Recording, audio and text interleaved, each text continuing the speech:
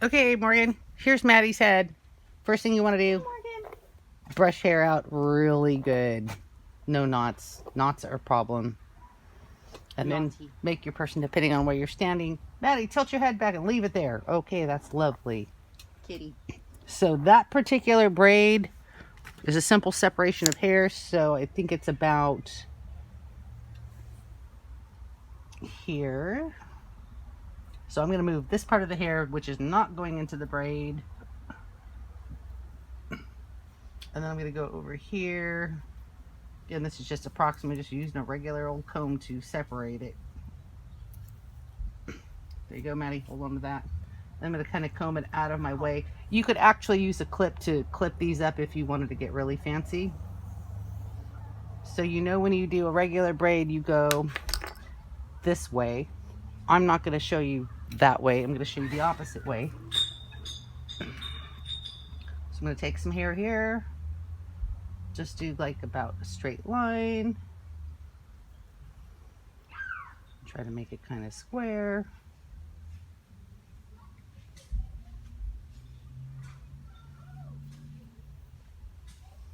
You can, not necessary, but if you need to be hoity-toity and have it perfect, you might want to brush that out again. Because every time you move the hair, especially if you're dealing with thinner hair, it's kind of better combing. Then you separate it. And then try to make it even, because it's easier to make an even braid. So you see this? That's about the same amount for each one. And so instead of crossing over this way, which is what you would do with the normal braid, you grab that middle strand and pull this one over, and then grab the right one. I always like to do at least 2 braids this way, and remember I'm going the opposite direction. So 1, 2, 1, 2, and then I pull it tight, and then I hold it here. She's holding her hair back there, so I'm not getting locked in. Like I say, you can use a clip. And then I'm scooping up a little piece in there, and I'm going to kind of pull it over this way. And I'm pulling it into that one braid I just crossed over. Again, I'm folding under instead of over. Then I'm going to twist it, pull it over, then come grab a piece over here. Again, this all depends on the thickness of a person's hair. Maddie has thin hair. And Maddie has thin hair. So I'm going to pull that over. I'm going to pull it tight. I'm going to go to the next piece. Sometimes you don't need to pull it too much, but I always think it looks straighter if you pull it a little more. And I'm holding these separate from my fingers, as you can see. Twist it. Pull it over. Tighten it up.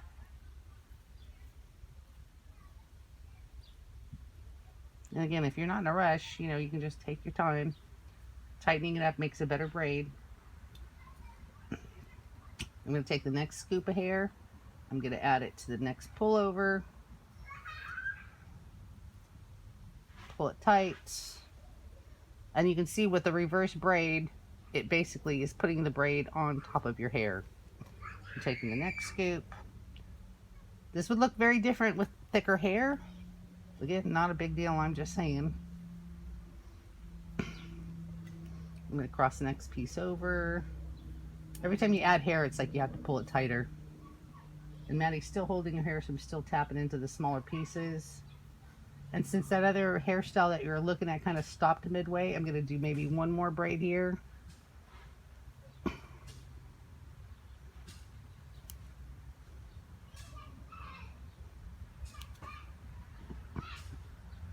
And then I will cross it over a couple times without adding hair, just because I think that looks better.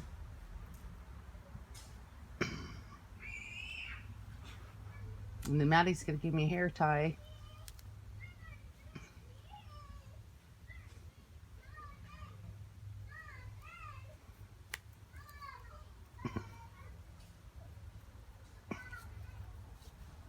Of course, you can't get your hair pulled through there.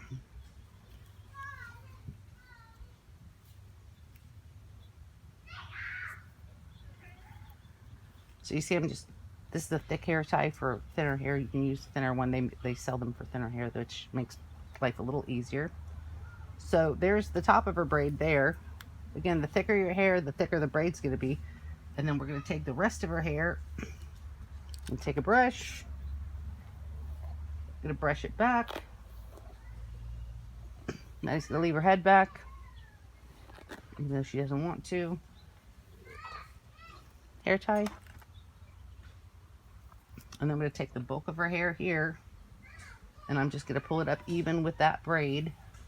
And if you want it more loose, you can kind of scoot it down like this, which I think is kind of how it had been.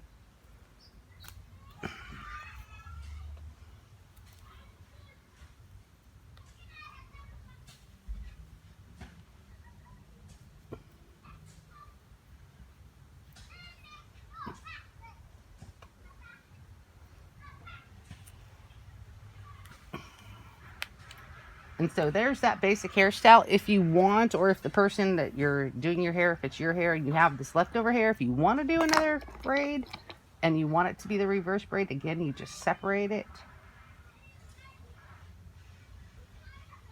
as even as you can, because as hair gets longer, it changes its thickness. And instead of crossing over this way, you go backwards.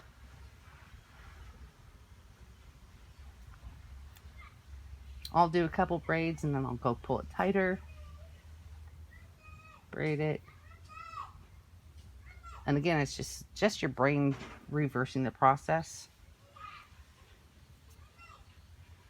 And we don't even want to talk about fishtail braids. Those are a pain in the butt. And they take fucking forever. So you can see I'm just still braiding Maddie's hair. I did not have her bring out a third hair tie because, oh, she has another one. Yay. Nice, prepared. Over prepared. That's awesome. I'm not wearing my glasses. I thought the little hummingbird was a freaking spider.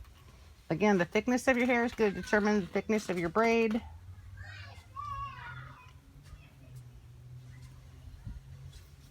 Nandy's probably going to leave her hair like this so she doesn't have to mess with it tomorrow. Yep. Probably looks okay. It does. Yeah. It's time for you to do your roots, woman. Yada yada. So I'm as far as I want to go. You can keep braiding down, but